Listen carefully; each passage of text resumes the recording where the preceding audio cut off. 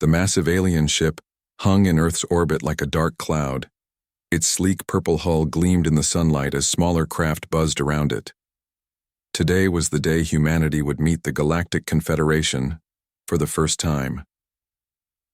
Inside the Earth's diplomatic vessel, Olivia Martinez adjusted her uniform one last time. As chief engineer of the Earth Space Fleet, she never expected to be part of such a historic moment. The small crew compartment felt cramped with 10 of Earth's representatives packed inside. "Nervous?" Commander Jack Nelson asked, settling into the seat beside her. Olivia nodded. "A little. Wouldn't you be? We're about to meet aliens who have technology centuries beyond ours." Jack smiled. His weathered face showed the confidence of someone who had faced many challenges in his military career. "Just remember, we deserve to be here. Earth united after the climate wars. We developed faster-than-light communication on our own. That's why they noticed us." The shuttle docked with a soft thud. Olivia felt her heart race as the airlock cycled. This was it. First contact. Real aliens, not just radio signals and grainy images captured by deep space telescopes. The door slid, open to reveal a curved hallway. The walls shimmered with soft blue light that seemed to come from everywhere and nowhere at once. A tall figure waited for them. It had pale blue skin that looked almost translucent, and 4 long arms. Its eyes were large black pools that reflected the light. "Welcome, humans," it said, the words coming through the translation devices each delegate wore. "I am Tazral, assistant to High Counselor Vexra of the Xanthari. Please follow me to the council chamber." Olivia tried not to stare as they walked. The ship was unlike anything humans had built. No visible seams or joints, just flowing curves and materials that seemed to shift and change. They passed other aliens in the corridors. Some walked on many legs, others floated in what looked like personal gravity fields. One group seemed to be made entirely of crystalline structures that chimed softly as they moved. The council chamber was a vast room with a curved ceiling that showed a perfect view of the stars. In the center, a ring of raised platforms held representatives from what Olivia guessed were the main species of the Confederation. Tazral guided them to a small platform near the bottom of the room. "The new species always begins at the lowest position," he explained. "It is tradition." Commander Nelson stepped forward as Earth's main representative. "We thank the Galactic Confederation for this opportunity. Earth hopes to join your community as a contributing member." A tall Xanthari with elaborate markings on its blue skin rose from the highest platform. Unlike Tazral, this alien wore what appeared to be ceremonial armor that caught the light and scattered it in rainbow patterns. "I am High Counselor Vexra," it announced. "For 10,000 cycles, the Confederation has maintained peace among the stars. New species must prove their worth before joining our ranks." Olivia noticed how the alien's 4 hands moved in complex patterns as it spoke. Some kind of additional language, perhaps? "We have observed your development," Vexra continued. "You have achieved much for such a young species. However, you remain far behind in many areas of science and culture." Several of the alien representatives made sounds that the translators didn't catch. Olivia guessed they might be laughing or showing agreement. Vexra's black eyes fixed on the human delegation. "As is our custom, we offer a gift to welcome you to the galactic community." A large screen appeared in the air, showing an image of what looked like a massive junkyard floating in space. Pieces of broken ships, discarded machinery, and twisted metal stretched for miles. "This orbital repository contains technology no longer needed by Confederation members," Vexra explained. "It will be moved to your solar system as our welcome gift." Jack stepped forward. "You're giving us garbage?" The translator must have found the right word because Vexra's skin flushed a darker blue. "Not garbage, human. These are materials we no longer require. Many developing species find great value in studying even our discarded technology. It is a tradition dating back to the founding of the Confederation." The other aliens made those untranslatable sounds again, and now Olivia was certain they were laughing. This wasn't a gift. It was a humiliation. "We thank the Confederation for this generous offer," Jack said carefully, though Olivia could see the muscle in his jaw tightening. "The repository will arrive in your system within 1 lunar cycle," Vexra said. "We look forward to seeing what you might create from it. If you produce something of value, perhaps we will consider your petition for membership more seriously." With that, the meeting was over. The human delegation was led back to their shuttle in silence. No tour of the ship, no cultural exchange, no sharing of knowledge. Just a clear message: you are not our equals. Back on their shuttle heading home, the mood was dark. "They treated us like children," one of the diplomats said, "giving us their trash and expecting us to be grateful." "Did you see how they looked at us?" another added. "Like we were some kind of primitive zoo exhibit." Olivia sat quietly, her mind racing. While the others saw only insult, she had noticed something else. The images of that junkyard had shown technology far beyond Earth's current capabilities. Even damaged or outdated, those components could teach humanity so much. She pulled out her tablet and began reviewing the footage she'd managed to capture during the brief meeting. Jack noticed her intense focus.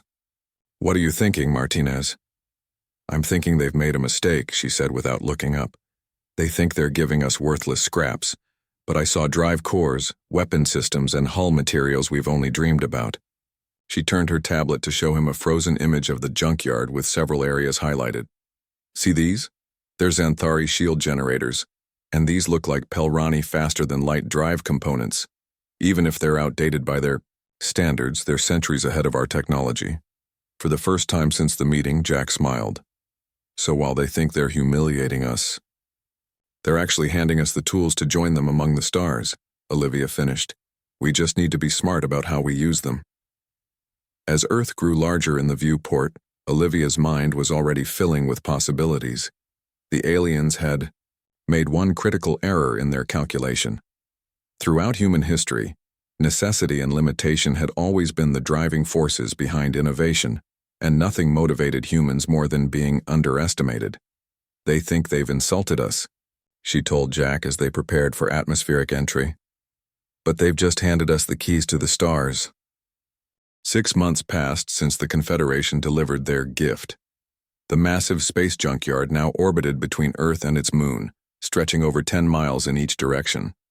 From Earth, it looked like a new constellation at night, a reminder of humanity's place in the galactic order. But deep inside a classified orbital facility called Shipyard Zero, Olivia Martinez saw something different. She saw possibility. The facility had been built quickly after the alien junkyard arrived. It consisted of connected modules where teams of scientists and engineers worked day and night. The central hub, where Olivia now stood, offered a direct view of the alien scrap field through its large observation windows. "Another late night?" Eric Johnson asked as he entered the control room. As chief security officer, he seemed to always know where everyone was. Olivia nodded without taking her eyes off her screens. "I think I've figured out how to connect the Xanthari power cells to the Nixari shield technology." Eric looked at the complex diagrams on her screen. He didn't understand most of it, but he trusted Olivia's brilliance. "That's not something their original designers ever intended, is it?" "No, and that's exactly why it might work better than either system on its own," Olivia said, excitement clear in her voice. "The Confederation races all develop technology in isolation. They never combine systems from different species." Eric shook his head. "Still seems like we're trying to build a castle out of broken toys." "Not broken," Olivia corrected him. "Just discarded because something marginally better came along." The door slid open again, and Commander Jack Nelson walked in with Dr. Samantha Wright. Dr. Wright's specialty was studying alien technology, and she had quickly become essential to Project Phoenix. "Show them what you found, Sam," Jack said, a rare smile on his face. Dr. Wright placed a small device on the table. It was roughly the size of a coffee mug, with strange symbols etched on its surface. This was buried inside what we thought was just a broken navigation system. It's a complete star chart of the entire Confederation territory, including detailed scans of every system. Olivia picked up the device carefully, This alone would have been worth their gift. With this, we can understand exactly what's out there. There's more, Dr. Wright continued. I've been analyzing the components from different species. The Confederation members throw away technology that's still 99% effective just because they've developed something slightly better. It's incredibly wasteful. Jack nodded. They can afford to be wasteful.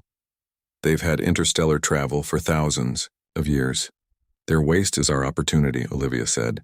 Every day we're learning more about how their technology works, and we're finding ways to make it work together in ways they never imagined. Eric looked out at the floating junkyard. How long until we have something to show for all this work? The UN Security Council is getting impatient. Show them this, Olivia said, tapping commands on her tablet. The large screen on the wall lit up with a three-dimensional blueprint. It showed the rough shape of a ship, unlike any human vessel. It had an unusual asymmetrical design with sections that clearly came from different alien technologies merged together. We call it the Defiance, Olivia said proudly. It's our answer to the Confederation's gift. We're not just studying their technology. We're building something new with it. Jack stepped closer to the screen, studying the design. How many alien systems are integrated into this? Components from 14 different species, Dr. Wright answered. We've had to develop entirely new interfaces to make them work together. And that's our advantage, Olivia added. The Confederation races never combine technologies from different species. Each develops in its own silo, following traditions that go back thousands of years. We have no such limitations. Eric crossed his arms. Will it actually work, or just explode when we try to power it up? It will work, Olivia said with confidence. We've already tested the core systems in smaller-scale models. The integration technology is the real breakthrough. She brought up another screen showing what looked like a complex circuit design. This is what we're calling the Universal Integration System. It's entirely human-designed, but it allows all these alien technologies to communicate with each other and with human operators.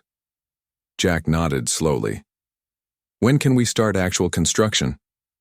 We already have, Olivia replied with a smile. Hull, sections are being assembled in bays 3 through 7.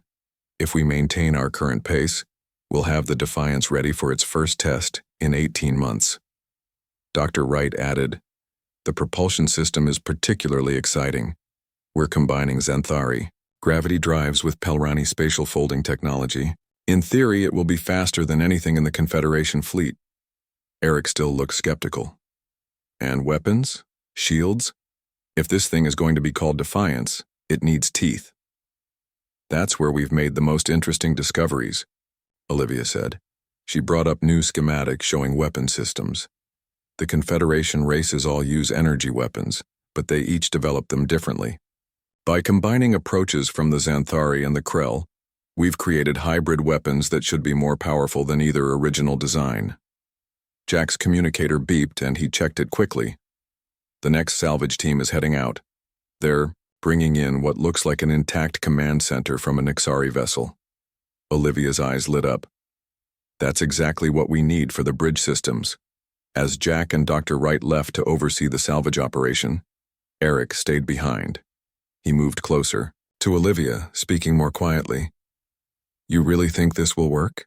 That we can build something from all these mismatched parts that will impress the Confederation? Olivia looked out at the junkyard again. In the distance, small teams in work pods were carefully extracting valuable components and bringing them back to Shipyard Zero. I think we'll do more than impress them, Eric, she said. I think we'll shock them. Humans have always been good at adapting, at finding new uses for old things. It's in our nature to combine, to modify, to improve. She turned back to her screens, to the growing design of the Defiance. The Confederation gave us scraps thinking we would build trinkets. Instead, we're going to build something that will change everything. Outside, Earth rotated slowly below them, beautiful and blue. And, above, the stars waited. 18 months after Project Phoenix began, the Defiance was ready. It hung in the center of Shipyard Zero, surrounded by work pods making final adjustments. The ship looked nothing like the sleek vessels of the Confederation. Its hull was a patchwork of different materials. Some sections gleamed silver, others had a blue-black color that seemed to swallow light. The overall shape was asymmetrical, with odd angles and protruding sections that made it look like it had been built by someone who didn't understand spaceship design. But appearances were deceiving. Captain Paul Davis stood on the newly completed bridge for the first time. Unlike the sterile, uniform command centers of Earth's previous ships, this one was a strange mix of alien and human technology. The captain's chair sat on a raised platform in the center, surrounded by workstations arranged in a loose semicircle. "What do you think, Captain?" Olivia asked as she entered the bridge behind him. Paul ran his hand along the smooth surface of what would be his command chair. "It's not what I expected," he admitted. "But there's something about it that feels right." Olivia smiled. "None of this was built to match, it was built to work, and it will work better than anything humanity has ever created." Lieutenant Amy Rodriguez joined them on the bridge, moving immediately to what would be her tactical station. Her fingers moved over the controls, testing the response.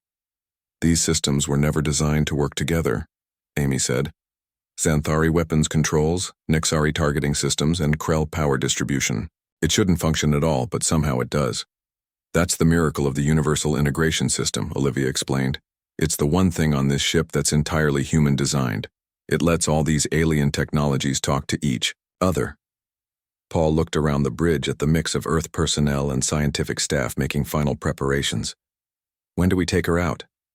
"Tomorrow," Olivia said. "All systems are green. We've run every simulation possible. Now we need to see how she actually performs." The next morning, the entire crew of the Defiance gathered in the ship's mess hall. 40 men and women chosen from the best Earth had to offer. Some were military, others were scientists and engineers. All had worked on Project Phoenix in some capacity. Commander Jack Nelson stood before them.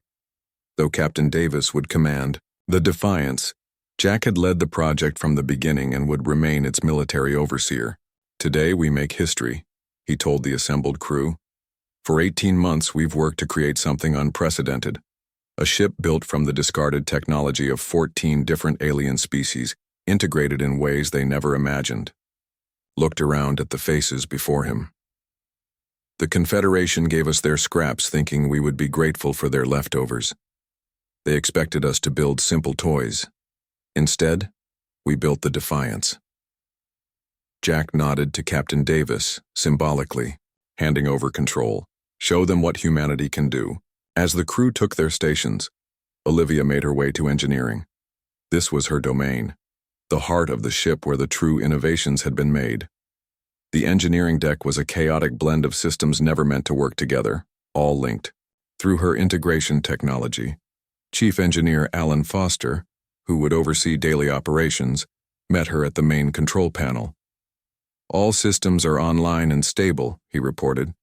"Fusion reactor is operating at optimal levels. Gravity drives are spooled and ready." Olivia nodded, feeling a mix of pride and anxiety. "Let's hope all our theories work in practice." On the bridge, Captain Davis settled into his command chair.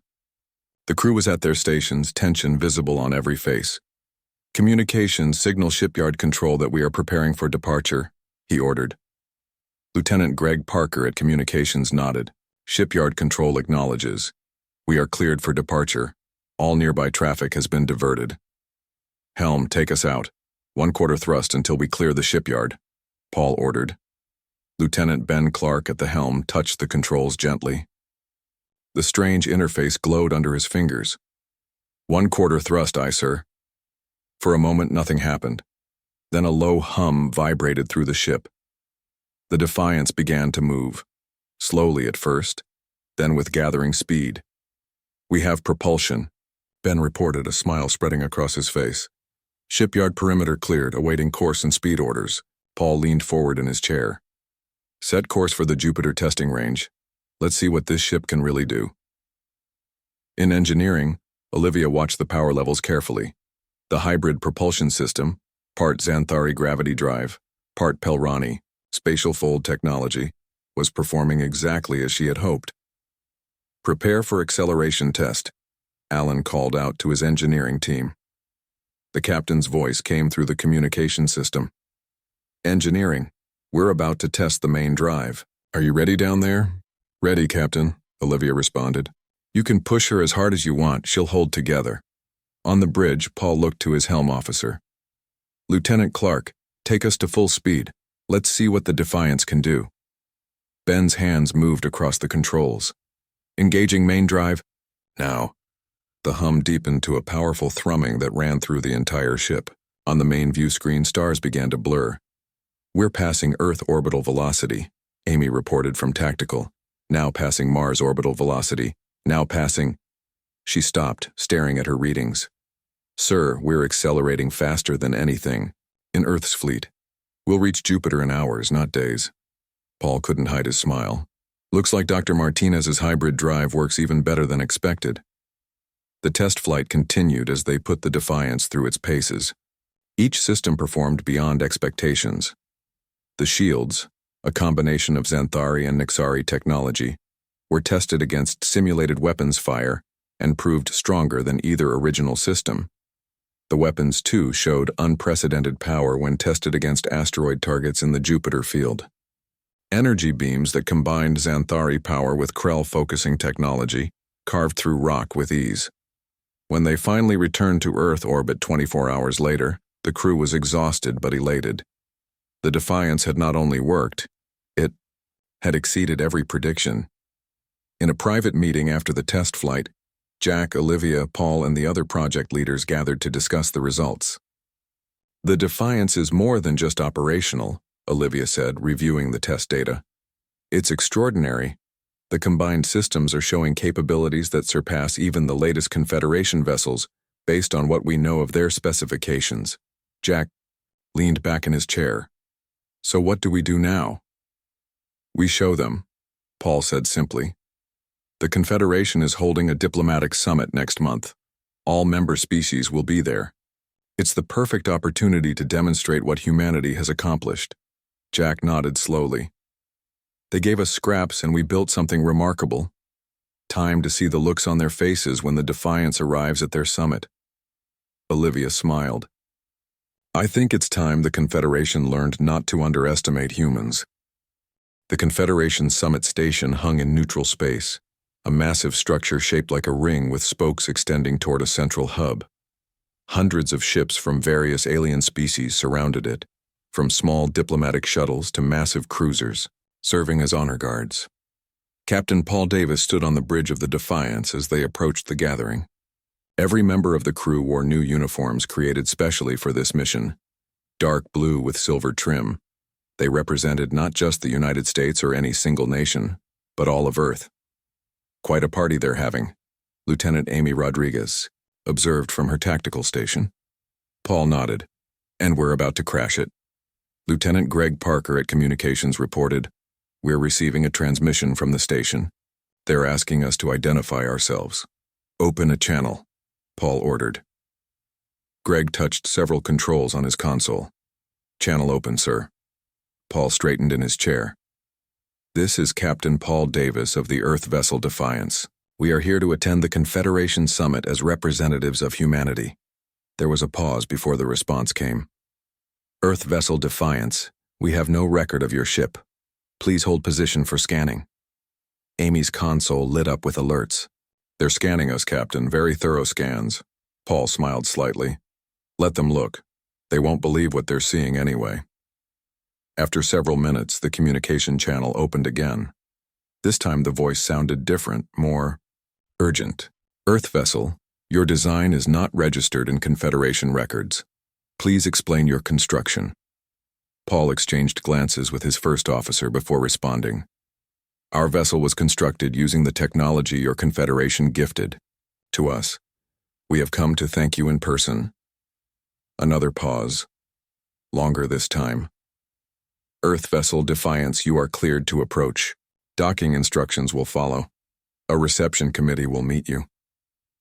As the channel closed, the bridge crew exchanged smiles. I'd pay good money to see their faces right now, Lieutenant Ben Clark said from his position at the helm. You're about to get that chance, Paul replied. Helm, Take us in, nice and slow. Let them get a good look at what humanity can build. The Defiance moved gracefully toward the station. As they approached, Paul noticed many of the alien vessels adjusting their positions to get a better view of the unusual Earth ship. When they docked at the station, a delegation from Earth was already waiting to join them. Commander Jack Nelson led the group wearing a formal diplomatic uniform. "Ready to make history, Captain?" Jack asked as he boarded. "I think we already have," Paul replied. "The question is whether they'll admit it." Together, they led a small group through the station. The corridors were filled with aliens of various species, all of whom stopped to stare at the humans. Some pointed at them, others whispered in their own languages. The main chamber of the summit station was a vast room with tiered seating arranged in a full circle. Representatives from dozens of alien species filled the seats, creating a dizzying array of colors, shapes, and sizes.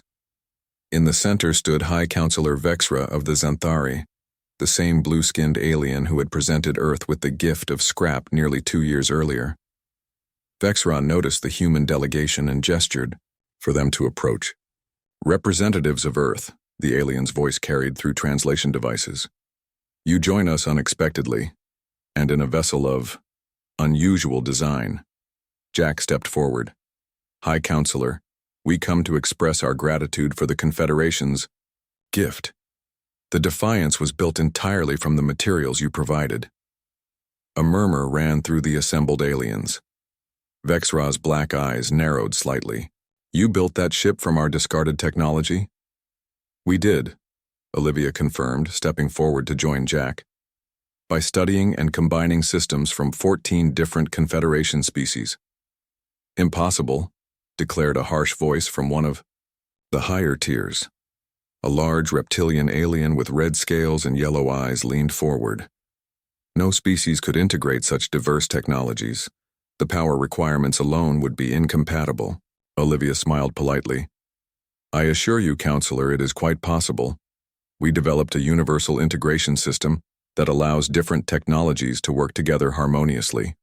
The reptilian alien, who Paul recognized from briefings as a Krell representative, made a dismissive gesture. "Primitive species always make grand claims, words prove nothing." "Perhaps a demonstration, then," Jack suggested smoothly.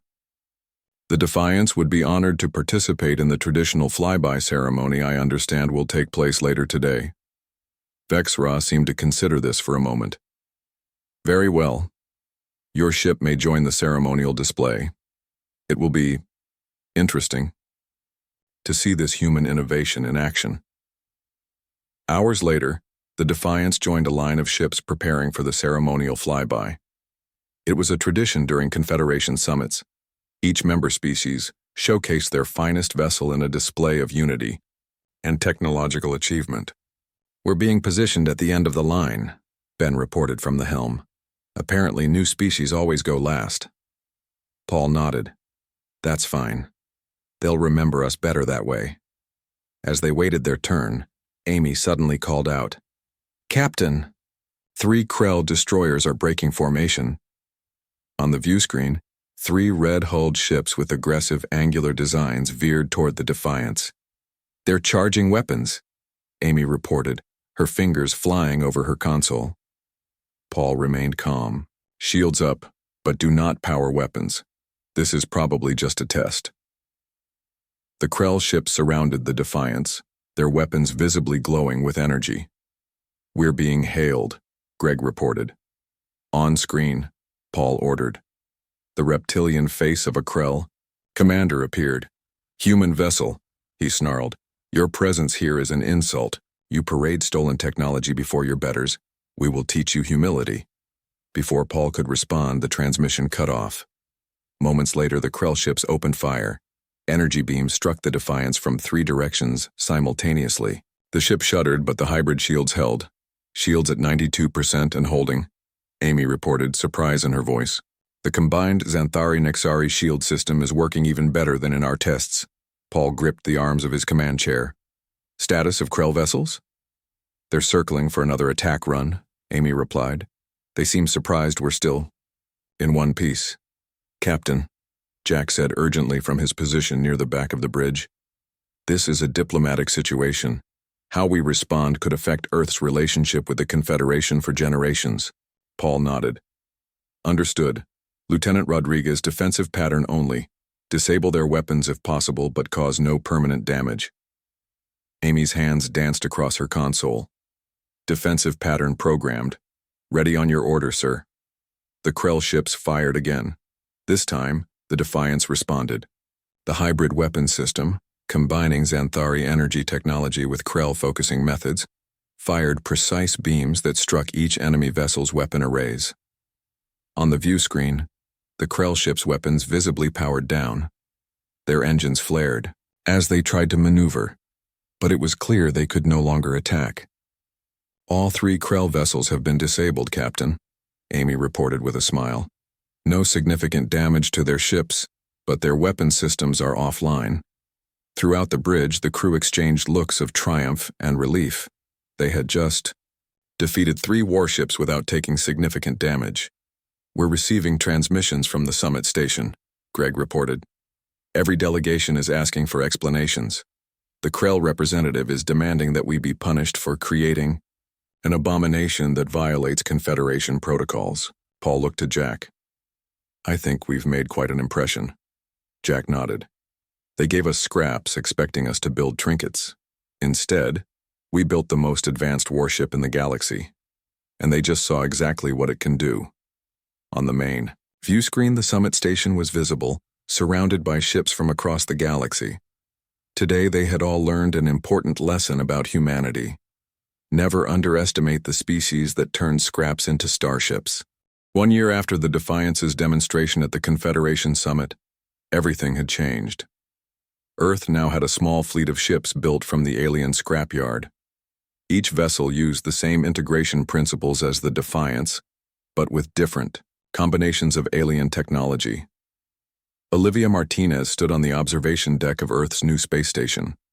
It orbited at the exact spot where the alien junkyard had been. Now the area was a bustling construction site with ships coming and going. At all hours, Admiral Martinez, a voice called. Olivia turned to see Captain Paul Davis approaching. After the success of the Defiance, she had been promoted to Admiral to oversee Earth's growing space fleet. Still feels strange to hear that title, she admitted with a smile. Paul joined her at the large window.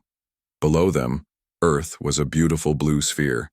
Above, the stars promised endless possibilities. The 5th anniversary of First Contact is next week, Paul said.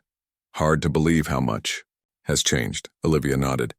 5 years ago they gave us their garbage and expected us to be grateful.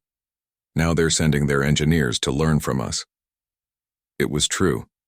After the incident with the Krell ships, the Confederation had been forced to recognize humanity's achievement.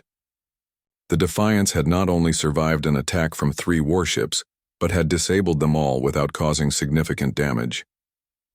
The diplomatic aftermath had been complex. The Krell had demanded sanctions against Earth for weapons violations, but other species had been more interested in how humans had integrated such diverse technologies. The Nexari delegation arrives tomorrow, Paul said. They're bringing their top engineers to study the Universal Integration System. Olivia smiled. The Nexari were one of the oldest Confederation species, known for their advanced technology. Now they were coming to learn from humans. What about the Xanthari? She asked. Has High Counselor Vexra responded to our invitation? Paul shook his head. Not yet. I think their pride is still hurt. They thought they were giving primitive humans some harmless scraps to play with. Instead, we created something that threatens their technological superiority. A young officer approached them offering a data tablet to Olivia. The latest reports from the Jupiter shipyards, Admiral. Olivia reviewed the information with satisfaction. 3 new ships were nearing completion. Unlike the Defiance, which had been built from whatever they could salvage, these vessels were designed from the start to integrate the best technologies from across the Confederation. The Explorer class is looking good, she commented. Research vessels with defensive capabilities, exactly what we need for peaceful expansion. Paul gestured toward the far side of the station where the Defiance was currently docked. And what about our first ship? What's next for the Defiance? She'll remain our flagship, Olivia replied, but with upgrades.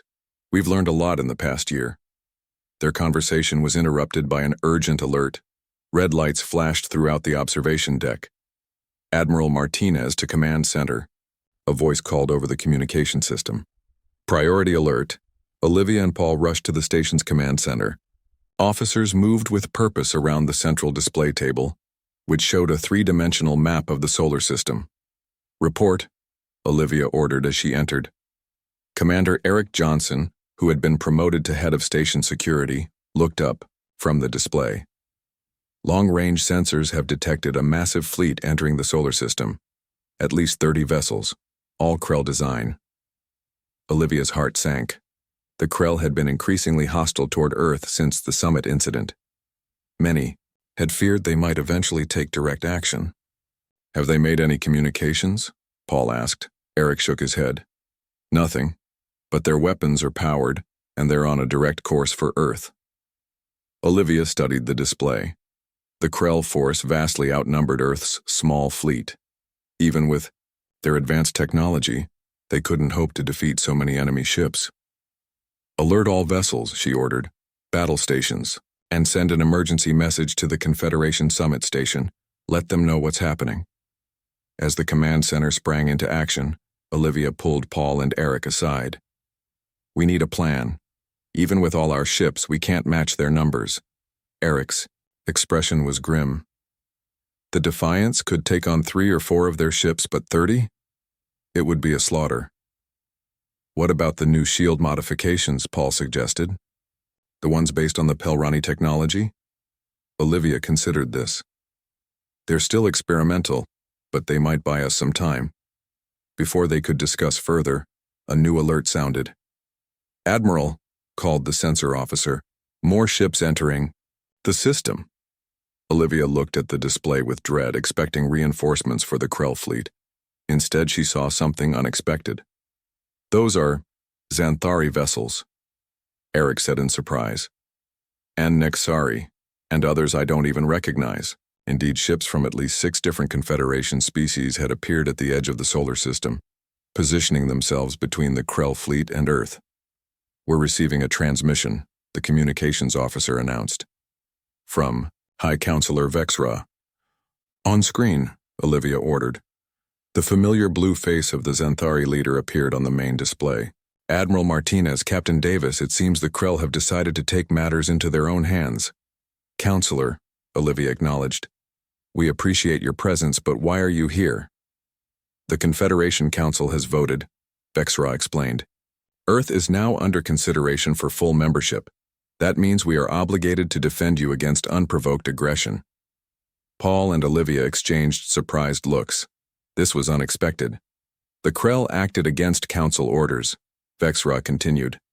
They fear what humanity represents, a new way of thinking that challenges traditions thousands of years old. On the tactical display, the Krell fleet had halted its advance, clearly surprised by the arrival of the Confederation forces. Admiral, the communications officer called out, the Krell are retreating. They're turning around.